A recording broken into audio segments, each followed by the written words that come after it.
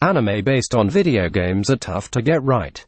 Putting aside visual novels, these adaptations have by and large paled in comparison to the source material.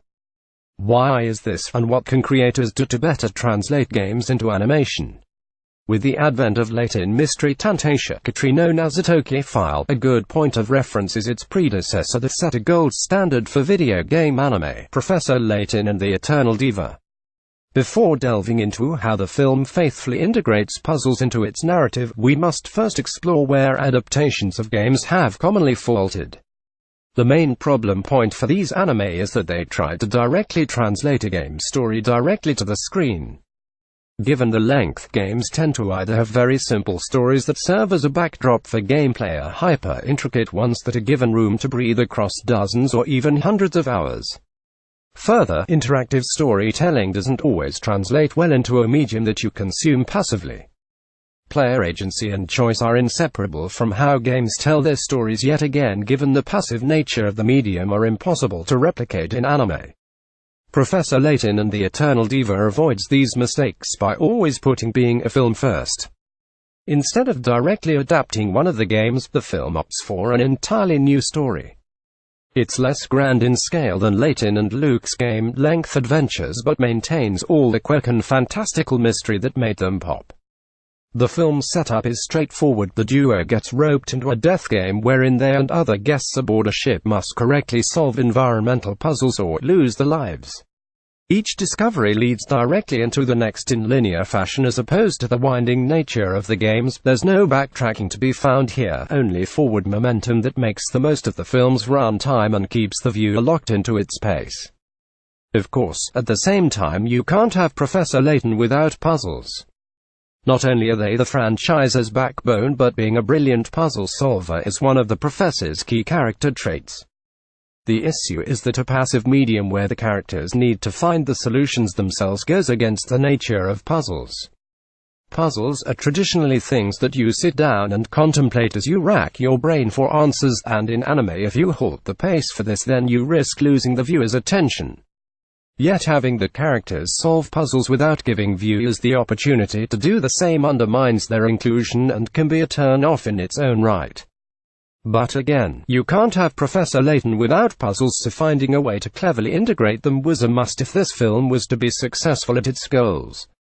Let me walk you through one of the film's puzzles that shows how it overcomes this hurdle.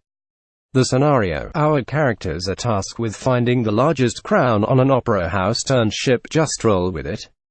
The halls are lined with royal crowns on display, though by this point the viewer is conditioned to recognize these as red herrings. One solution to the puzzle given by a supporting character is the large crown-shaped sign hanging over the opera house entrance. The main characters seemingly begin to head in its direction until it's revealed that Layton is leading his crew elsewhere. They end up on the boat's deck where the squad board lifeboats and view the ship from afar, revealing its royal shape. With each step, the film guides the viewer's logic, never spelling the solution out for them until the final reveal. Now you may be asking how the viewer is supposed to know that the ship looks like a crown before it's shown. The answer is actually telegraphed to the viewer in multiple subtle ways well before the puzzle begins. When the opera house transforms into a ship, the bands of a crown arch over it from an angle obscured to the viewer. Further, if that proves too obtuse, viewers that remember the name of the ship, the Crown Patoni, will also be able to connect the dots. During the midst of the characters solving the puzzle, these things are never mentioned so that people watching who want to be involved in the solving process aren't spoiled.